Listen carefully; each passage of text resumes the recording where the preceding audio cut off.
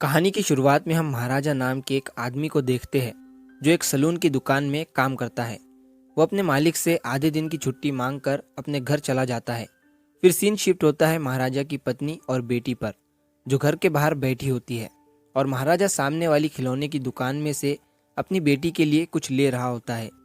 तभी अचानक से एक लॉरी आउट ऑफ कंट्रोल होकर उस घर के अंदर चली जाती है और महाराजा की पत्नी मारी जाती है, लेकिन उसकी बेटी बच जाती है एक कचरे की डब्बे की वजह से, क्योंकि वो डस्टबिन उसकी बेटी के ऊपर गिर गया था और वो बच गई।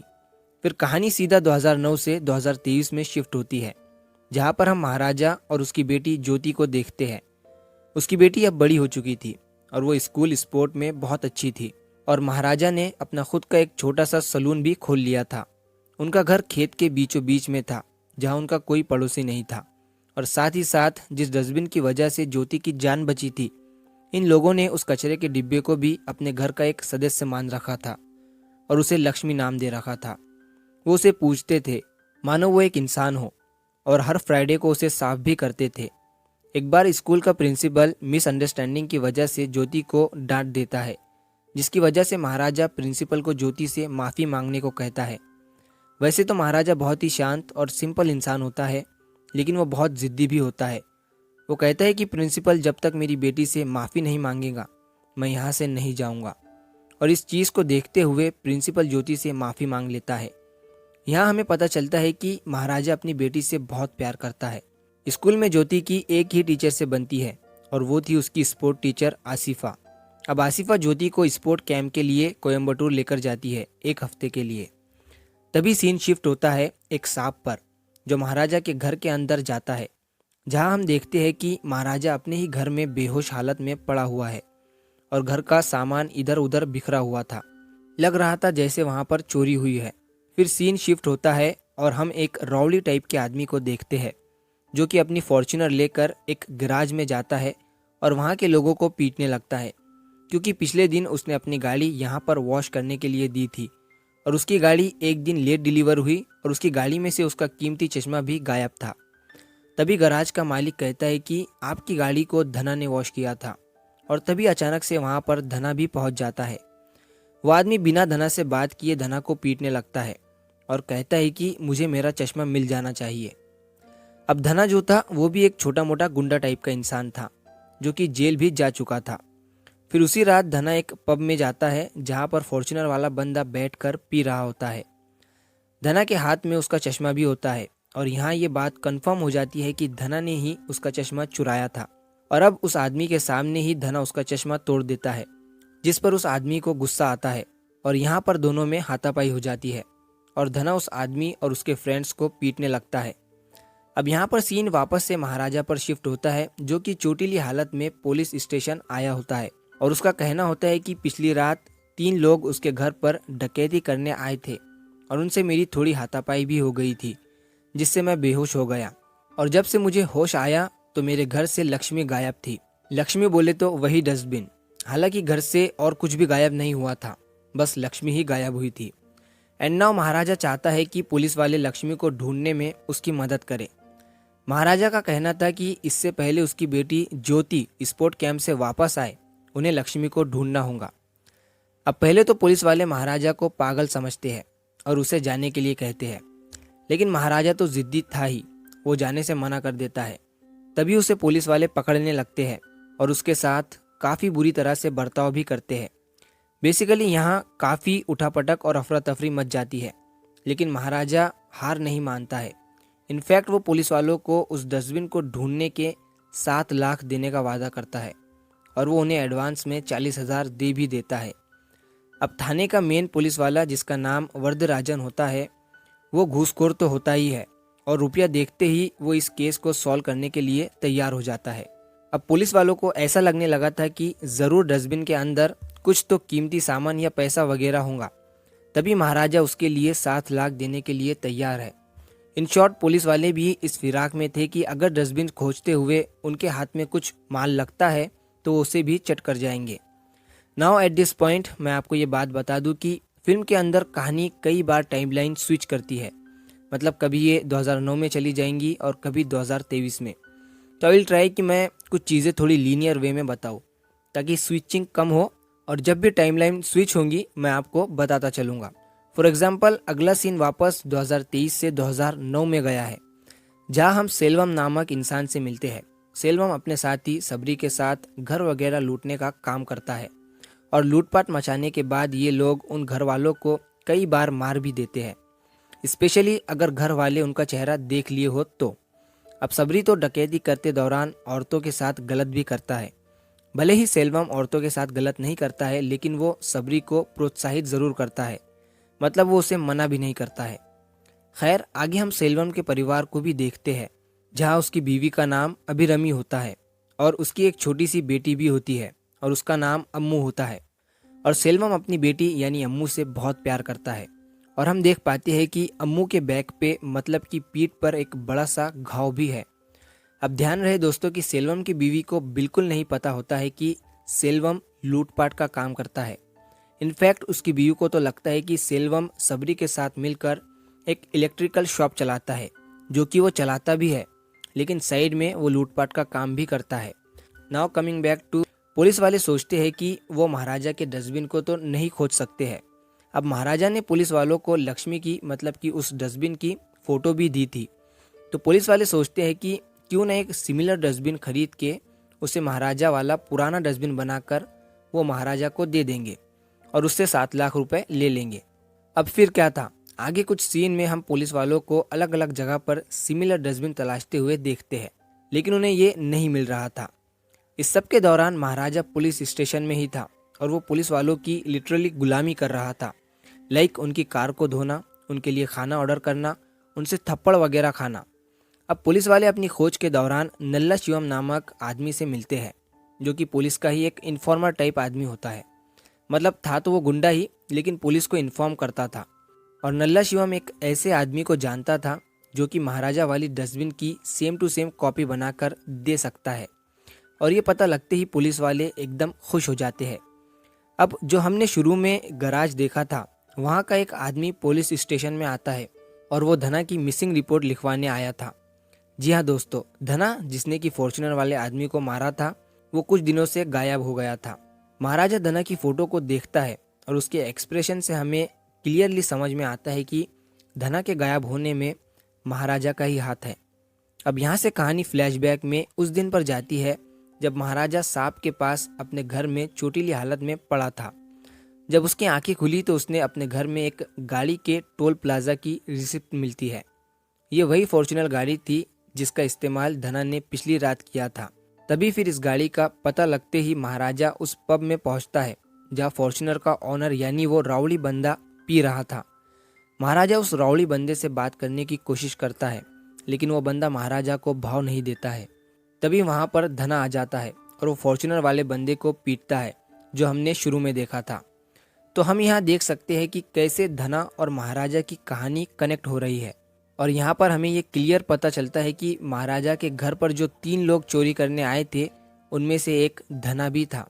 तो इसीलिए महाराजा धना का पीछा करने लगता है और धना भी भाप लेता है कि कोई उसका पीछा कर रहा है।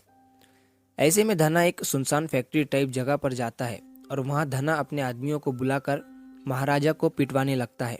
धना की बात से हम यहाँ जान पाते हैं कि वो महाराजा को पहले से ही जानता है और वो ये तक जानता है कि महाराजा एक बार्बर है और सलून चलाता है। खैर, यहाँ पर बहुत ही कमाल का फाइट सीन दिखाया जाता है जहाँ महाराजा सभी को पीट देता है और आखिर में महाराजा धना को भी पीटता है और उससे पूछता है कि उसके घर और 2 लोग कौन आए थे। धना इतना कहता है कि बाकी दोनों लोगों में से एक पुलिस वाले के लिए काम करता है। और फिर धना महाराजा के पैर में नोकीला औजार चुभा देता है और भागने की कोशिश करता है। तभी महाराजा के हाथ में एक बड़ा सा कोयता लग जाता है, जिससे वो धना का सर धड़ से अलग कर देता है। अब आप समझ ही गए होंगे कि क्यों धना एकदम से गायब हो गया है और क्यों महाराजा पुलिस स्टेशन में है, क्योंकि बाकी 2 लोगों में से एक आदमी का पता लगाने के लिए, और इसीलिए वो पुलिस वालों के बीच में रह रहा है, क्योंकि धना ने उसे कहा था कि उन दोनों आदमियों में से एक आदमी पुलिस वालों के लिए काम करता है। इनफैक्ट हम ये भी नोटिस करते हैं कि महाराजा सभी पुलिस वालों की पीठ भी चेक कर रहा होता है फॉर सम रीज़न, जो हमें आगे पता चलेगा। अब इस पॉइंट पर एक और बात हमें समझ में नहीं आती है कि महाराजा आखिर एक डस्टबिन चोरी हो जाने के लिए इतने बड़े कदम क्यों उठा रहा है। अब इन सब के पैरेलल हमें कुछ और सीन दिखाए जाते हैं। लाइक पुलिस वाले नल्ला शिवम की मदद से उस आदमी को खोज लेते हैं जो उनके लिए सेम महाराजा वाली डस्टबिन को बना सकता है। देन हम पुलिस को इस केस में कुछ और जांच पड़ताल करते हुए देख पाते हैं, जहां उन्हें काफ़ी नई नई बातें पता चलती है। फिर हम महाराजा की बेटी ज्योति को देख पाते हैं, जो कि आसिफा टीचर और बाकी स्टूडेंट के साथ स्पोर्ट्स कैंप में थी और उसके घर वापस आने का टाइम भी नज़दीक आ रहा था। अब यहाँ से कहानी वापस 2009 में जाती है, जहाँ हम सेल्वम को देख पाते हैं और वो अपनी बेटी अम्मू के लिए एक महंगी गोल्डन डायमंड शॉप से लॉकेट खरीदता है। सेल्वम की पत्नी परेशान थी कि वो लोग इतनी महंगी लॉकेट कैसे अफोर्ड कर सकते हैं, लेकिन हम लोग तो जानते हैं कि सेल्वम का साइड धंधा लूटपाट का था, तो ऑफकोर्स वो अफोर्ड कर सकता है। अब सेल्वम की बेटी अम्मू का बर्थडे 2 दिन बाद आने वाला था और उसी दिन सेल्वम ये लॉकेट स्टोर से कलेक्ट करने वाला था। तो 2 दिन के बाद सेल्वम लॉकेट कलेक्ट करता है और रास्ते में वो एक सलून में ट्रिम करवाने के लिए जाता है। दोस्तों, ये वही सलून था जहां महाराजा 2009 में काम करता था और क्योंकि अभी कहानी 2009 की ही चल रही है तो ऑफकोर्स महाराजा यहीं पर होता है। महाराजा सेल्वम की दाढ़ी ट्रिम करना शुरू ही करता है कि ट्रिमर की बैटरी खत्म हो जाती है। ऐसे में महाराजा बैटरी लेने बाहर जाता है और तभी सेल्वम को सबरी का कॉल आता है और सबरी कहता है कि न्यूज़पेपर में उनके क्राइम की खबर छपी है और पुलिस को शायद ऑलरेडी उनका पता लग गया है। सेल्वम सबरी से बातचीत करते हुए उसे शांत करता है और तभी वो महाराजा को ठीक अपने पीछे देखता है। इस पॉइंट पर सेल्वम को लगता है कि महाराजा ने शायद उसकी सारी बात सुन ली है और महाराजा को पता चल गया है कि सेल्वम एक क्रिमिनल है और लूटपाट करता है। लेकिन साथ ही साथ उसे ये भी लग रहा था कि महाराजा ने कुछ नहीं सुना है। तो सेल्वम यहाँ ट्रिमर करवा कर अपने घर चला जाता है, जहाँ वो देखता है कि उसकी बेटी का लॉकेट जिसे वो अभी स्टोर से लाया था वो गायब है। तभी उसे याद आता है कि वो लॉकेट को गलती से उस सलून में ही छोड़ आया है और दूसरी तरफ महाराजा को वो लॉकेट मिल गया था और लॉकेट के साथ एक रिसिप्ट भी थी जिस पर सेल्वम का एड्रेस लिखा हुआ था। तभी महाराजा उस लॉकेट को वापस करने के लिए सेल्वम के घर की तरफ जाता है और मिसअंडरस्टैंडिंग कुछ ऐसी हो जाती है कि जैसे ही महाराजा सेल्वम के घर के पास पहुंचता है तो उसी वक्त पुलिस भी सेल्वम को पकड़ने के लिए वहां पर आ जाती है और उसके गुनाहों के लिए उसे अरेस्ट करती है। सेल्वम पुलिस के साथ महाराजा को भी अपने घर के बाहर देखता है और उसे लगने लगता है कि महाराजा ने ही सलून में उसकी बातें सुनकर पुलिस को खबर कर दी है, जबकि हम जानते हैं कि ऐसा बिल्कुल नहीं था। महाराजा तो लॉकेट वापस करने आया था।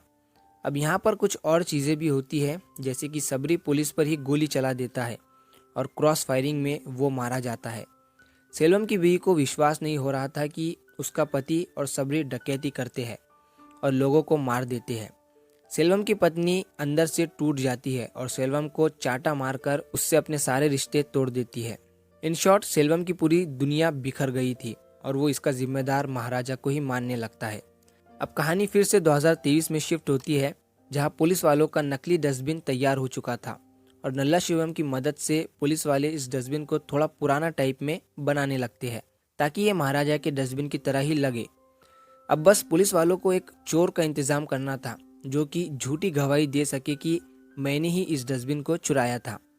इससे महाराजा को अपना डस्टबिन भी मिल जाएगा और हमें 7 लाख रुपए और ये केस क्लोज भी हो जाएगा, ऐसा पुलिस वालों को लगने लगता है। और डस्टबिन चोरी में चोर को भी सज़ा नहीं होगी। लेकिन प्रॉब्लम ये थी कि कोई भी चोर डस्टबिन चोरी जैसे बेकार क्राइम को अपने सर लेने के लिए तैयार ही नहीं था। तभी नल्ला शिवम कहता है कि क्यों ना वो इस डस्टबिन चोरी का इल्ज़ाम खुद के सर पर ले ले, क्योंकि इसके बदले में पुलिस वाले उसे 50,000 दे रहे थे। तभी पुलिस वाले महाराजा को कॉल लगाते हैं ताकि वो अपने घर की डस्टबिन वाली कहानी फिर से बताए और इसी कहानी को नल्ला शिवम सुनकर सिमिलर सी बात कल रिपीट कर देगा। अब महाराजा वापस चोरी वाली कहानी सुनाता है, लेकिन विजुअल्स में हमें ये दिखाया जाता है जो कि एक्चुअली में हुआ था। दरअसल उस रात महाराजा नहीं बल्कि उसकी बेटी ज्योति अपने स्पोर्ट कैंप से वापस आई थी और वो जैसे ही घर में आती है तो वहाँ घर में 3 लोग पहले से ही मौजूद थे। एक धना, दूसरा नल्ला शिवम और तीसरा सेल्वम। जी हाँ दोस्तों, तकरीबन 13-14 साल बाद सेल्वम जेल से बाहर आ गया था और उसे महाराजा से बदला लेना था। इसीलिए वो महाराजा के घर पर अपने जेल वाले साथी धना और बाहर वाले साथी नल्ला शिवम के साथ आया था। अब वैसे तो महाराजा 9:30 बजे दुकान बंद करके 10 बजे तक घर आ जाता था, लेकिन उस रात महाराजा अपनी बेटी के लिए एक न्यू स्पोर्ट्स शूज़ खरीदने के लिए गया था, जिस वजह से वो लेट हो गया। और अनफॉर्चुनेटली ज्योति उसी रात घर वापस आ गई, और वो जैसे ही घर ओपन करके अंदर जाती है तो 3 लोग ज्योति को मारने पीटने लगते हैं। बल्कि धना और नल्ला शिवम कई बार ज्योति के साथ गलत भी करते हैं। अब भले ही सेल्वम ने ज्योति के साथ जबरदस्ती नहीं किया था, लेकिन उसने अपने दोनों साथियों को रोका भी नहीं था, बल्कि इजाज़त दी थी। फिर ये लोग कुछ देर महाराजा के आने का भी वेट करते हैं, लेकिन देर होने के कारण ये तीनों यहाँ से चले जाते हैं। अब महाराजा घर वापस आया तो वो अपनी बेटी को इस हालत में पाता है, और तभी वो अपनी बेटी को अस्पताल लेकर जाता है। और वहाँ ज्योति महाराजा से वादा करवाती है कि मेरे साथ जिसने ऐसा किया है उसे तुम मेरे सामने ज़रूर लाओगे। ज्योति यहाँ पर महाराजा को ये भी बताती है कि एक इंसान के पीठ पर ट्यूमर जैसा कुछ तो भी था, और इसीलिए दोस्तों पुलिस स्टेशन में महाराजा पुलिस वालों की पीठ को भी चेक कर रहा था। अब घर वापस आकर परेशानी में महाराजा खुद को ही काफ़ी चोट पहुंचाता है। और दोस्तों ये वही सांप वाला सीन है जहां महाराजा चोटीली हालत में घर में पड़ा हुआ था। फिर होश में आने के बाद उसे टोल प्लाजा वाली रिसिप्ट मिलती है, और आगे क्या हुआ वो तो आप जानते ही हैं। तो बेसिकली महाराजा जो ये डस्टबिन वाली कहानी बना रहा था वो सिर्फ ऐसी ही थी। महाराजा ने जो भी पुलिस वालों को ये डस्टबिन वाली कहानी बनाकर बोला कि उसके साथ उस रात जो भी हुआ है, 3 लोग उसे ऐसा मारे, ऐसा किया, वो सब एक्चुअली में ज्योति के साथ हुआ। और डस्टबिन के बहाने वो ज्योति के क्रिमिनल को ढूंढना चाहता था, ना कि अपने डस्टबिन को। खैर भले इस पॉइंट पर हम व्यूवर्स को विजुअल्स के थ्रू सब कुछ क्लियर कर दिया गया था कि महाराजा के घर पर कौन कौन आया था, लेकिन महाराजा तो फ़ोन पर वही स्टोरी नरेट कर रहा था जो कि वो हमेशा से पुलिस वालों को नरेट करता आया था, ये बोलकर कि ये सब मेरे साथ हुआ है। अब इस कहानी में रियलिटी से काफ़ी सिमिलरिटी थी, और इस कहानी को सुनकर नल्ला शिवम को आइडिया लग गया कि ये तो उसके क्राइम की ही बात हो रही है। तभी नल्ला शिवम सोचता है कि वो उसी रात फरार हो जाएगा, लेकिन पुलिस वाले उसे ये बोलकर अपने ही घर पर रख लेते हैं कि कल वो लोग सुबह सुबह उस नकली डस्टबिन को लेकर महाराजा के घर पर उससे मिलने जाएंगे। तो अगले दिन पुलिस वाले महाराजा के घर पर पहुंचते हैं, और फिर पुलिस वाले नल्ला शिवम को उस रूम में लेकर जाते हैं, और वहां पर नल्ला शिवम महाराजा को वो सब बताने लगता है कि कैसे उसने उस रात को उस डस्टबिन को चुराया था। लेकिन जिस तरह की वो हरकतें करके बता रहा था उससे क्लियर हो रहा था कि नल्ला शिवम अपने उस रात वाले गंदे क्राइम को ही दर्शा रहा था। तभी महाराजा नल्ला शिवम से गले मिलता है, और वो नल्ला शिवम की पीठ पर ट्यूमर को भी फील कर लेता है। और इस पॉइंट पर कहानी में आता है एक ट्विस्ट, जब पुलिस वाले महाराजा से कहते हैं कि क्या तुम इसे अपनी बेटी के साथ गलत करने के लिए सज़ा नहीं दोगे। जी हाँ दोस्तों, पुलिस वालों को भी तहकीकात करते हुए ये सब पता लग गया था कि महाराजा की बेटी के साथ कितना गलत हुआ है, और इस क्राइम में नल्ला शिवम का भी हाथ है। तभी इसमें इंस्पेक्टर वरदराजन भी महाराजा से ये कहता है कि अगर तुम नल्ला शिवम को यहीं मार डालना चाहते हो तो मार दो, हम इस केस को छुपा देंगे। अब यहाँ पुलिस भी महाराजा की मदद कर रही थी, और फिर महाराजा नल्ला शिवम को भगा भगा कर उसे वहीं पर मार डालता है, और नल्ला शिवम से उस तीसरे आदमी के बारे में भी पूछ लेता है। दोस्तों यहाँ पर ये याद रहे कि महाराजा को भी नहीं पता था कि जो तीसरा आदमी है वो सेल्वम है। अब महाराजा नल्ला शिवम के कहे मुताबिक उस कंस्ट्रक्शन साइट पर पहुंचता है जहां सेल्वम जेल से छूटने के बाद काम कर रहा था। यहाँ महाराजा सेल्वम के कुछ लोगों को मारता पीटता है, और फिर उसकी तकरार सेल्वम के साथ होती है। अब सेल्वम को देखकर महाराजा शॉक में आ जाता है, क्योंकि उसे खुद भी नहीं पता था कि तीसरा आदमी सेल्वम है। अब शॉक में क्यों आया था ये बात आपको थोड़ी देर में पता चल ही जाएंगी। खैर इन दोनों की लड़ाई में पहले महाराजा पीटा जाता है क्योंकि वो थोड़ा शॉक में था, लेकिन थोड़ी देर बाद वो सेल्वम को चोटिला करके बेबस कर देता है। अब यहाँ सेल्वम हंसते हुए कहने लगता है कि मेरी ये चोट तो ठीक हो जाएंगी, लेकिन मैंने तुम्हें जो चोट दी है वो कभी ठीक नहीं होंगी। बेसिकली वो ये कह रहा था कि कैसे उसके लोगों ने महाराजा की बेटी के साथ गलत किया है। और फिर यहाँ पर जैसे ज्योति ने अपने पिता से कहा था कि मुझे उस इंसान से ज़रूर मिलाना जिसने मेरे साथ ऐसा किया है, तो तभी आसिफा ज्योति को लेकर उस कंस्ट्रक्शन साइट पर आ जाती है, और ज्योति फेस टू फेस सेल्वम से बात करती है। ज्योति कहती है कि मैं स्ट्रांग हूँ, मैं इसे सहन कर जाऊँगी, लेकिन तुम लोग इतना घिनौना काम सिर्फ पैसों के लिए कर देते हो, और हम लड़कियों को ये सब कितना झेलना पड़ता है। बेसिकली ज्योति को लग रहा था कि सेल्वम और उसके लोग उसके घर पर सोना या पैसे चुराने के हिसाब से या डकैती करने के हिसाब से आए थे, और इसीलिए ज्योति अपनी सारी ज्वेलरी सेल्वम को उतार कर दे देती है और वहाँ से चली जाती है। लेकिन हम तो जानते हैं कि सेल्वम एक्चुअली में महाराजा से बदला लेने आया था। खैर, ज्योति के जाने के बाद महाराजा वहीं सेल्वम के सामने खड़ा होता है और तभी ज्योति की ज्वेलरी में सेल्वम को वो लॉकेट दिखता है जो कि उसने अपनी बेटी अम्मू के लिए उसके बर्थडे पर खरीदा था। और यहाँ पर आता है कहानी में एक बहुत बड़ा वाला ट्विस्ट जो कि बहुत ही हार्ट टचिंग है। दरअसल 2009 में जब सेल्वम अरेस्ट हो गया था तो उसके बाद उसकी बीवी और बेटी नए घर में शिफ्ट हुए थे। वहाँ महाराजा अपनी पत्नी और बेटी के साथ सेल्वम की पत्नी को वो लॉकेट लौटाने के लिए जाता है। सेल्वम की पत्नी उस लॉकेट को लेने से मना कर देती है क्योंकि सेल्वम के चोरी वाले पैसों से उसे कुछ नहीं चाहिए था। इसीलिए महाराजा सामने वाले टॉयज़ की शॉप में से टॉय खरीदने के लिए जाता है और फिर यहाँ से वही सीन हमें दिखाया जाता है जो हमने मूवी की शुरुआत में देखा था। तभी वहाँ पर एक लॉरी आउट ऑफ कंट्रोल होकर घर में घुस जाती है और एक्सीडेंट में कौन कौन मरता है आप ध्यान से सुनना। उस घर में सेल्वम की बीवी और बेटी थी और महाराजा की भी बीवी और बेटी थी और महाराजा सामने वाले टॉय की दुकान पर था। तो उस एक्सीडेंट में सेल्वम की पत्नी मरती है, महाराजा की पत्नी और बेटी दोनों मर जाते हैं और डस्टबिन की वजह से जो बच्ची बचती है वो सेल्वम की बेटी होती है। जी हाँ दोस्तों, तब से महाराजा ने सेल्वम की बेटी अम्मू को अडॉप्ट कर लिया था और उसे ज्योति नाम दिया था। बेसिकली ज्योति सेल्वम की ही बेटी है और महाराजा उसे अपने घर में अपनी बेटी की तरह पाल रहा था क्योंकि उस एक्सीडेंट में महाराजा का भी पूरा परिवार खत्म हो चुका था। तभी तो जब महाराजा को पता लगा कि उन तीनों लोगों में सेल्वम भी मौजूद था तो वो शॉक में चला गया था। अब इस पॉइंट पर सेल्वम भी ये बात समझ गया था और वो ज्योति के पीठ पर उस घाव के निशान को भी देख लेता है जो कि अम्मू के पीठ पर बचपन में था। सेल्वम की आंखों में एकदम से आंसू आ जाते हैं और वो माफ़ी मांगने लगता है, गिड़गिड़ाने लगता है, रोने लग जाता है क्योंकि उसने खुद अपनी बेटी का ये हश्र किया था। सेल्वम के ही दोस्तों ने सेल्वम के कहने पर उसकी बेटी के साथ गलत किया था और सेल्वम इस बात को बर्दाश्त नहीं कर पाता है। तभी महाराजा उससे ये कहकर वहाँ से निकल जाता है कि ज्योति अब मेरी बेटी है। इनफैक्ट महाराजा सेल्वम को आखिरी मौका भी नहीं देता है ज्योति से बात करने का। इस बात के पछतावे से सेल्वम बिल्डिंग से कूदकर अपनी जान दे देता है और ये मूवी यहीं पर ख़त्म हो जाती है।